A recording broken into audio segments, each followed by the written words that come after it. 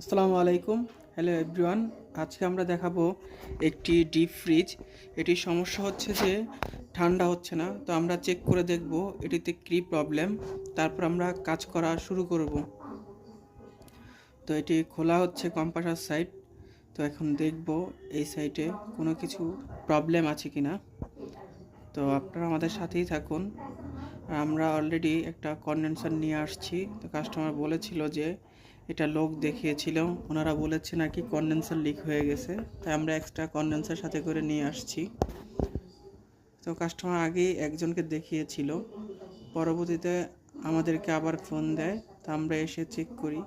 তো কাস্টমার সবসময় আমার কাছ থেকেই সার্ভিস নেয়, কোনো না কোনোভাবে আমার নাম্বারটা ওনার কাছে ছিল না, তাই অন্য জায়গায় দেখিয়েছিল। তো এটা হচ্ছে এটার কম্প্রেসার, দেখতেই পাচ্ছেন। তো আমরা এটার ভিতরে চেক দিব যে কোথাও কি লিক আছে কিনা। তো দেখা যাচ্ছে যে ভিতরে অনেক ময়লা জমছে। তো আমরা ভিতরে একটু চেক করে দেখি যে কি সমস্যা, এটার কি প্রবলেম।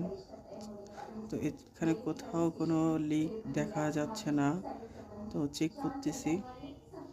তো আপনারা দেখতে পাচ্ছেন যে এটার অনেক দিন ধরেই ময়লায় জমে আছে ভিতরে। তো এটার লিকটা হচ্ছে যে এইখানে। তো এটা ভিতর থেকে বাইরে থেকে দেখা যায় না, এটা পাইপটা ছিল ভিতরে, কন্ডেন্সারের পাইপ। দেখাই যাচ্ছে যে গ্যাস বের হচ্ছে এখনও। তো আমরা এসে এখন চালালাম, দেখলাম যে এখান থেকে গ্যাস বের হচ্ছে। তো আমরা আজকে এখানে লিক রিপেয়ার করব।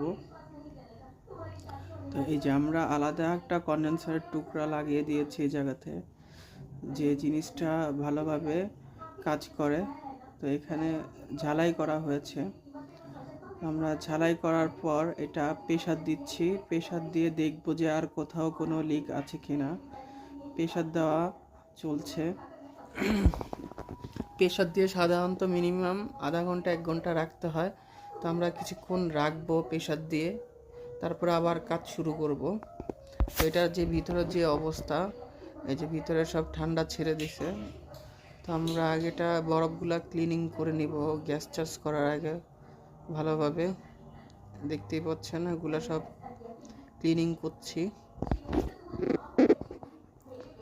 তো ফ্রিজের কোনো প্রবলেম হলে আমাদের সাথে যোগাযোগ করতে পারেন। আমরা বেস্ট সার্ভিস দিয়ে থাকি কাস্টমারদেরকে, ফাস্ট এবং রিলায়েবল সার্ভিস দিয়ে থাকি। তো এটা এই মুহূর্তে প্রেসার দেওয়া শেষ।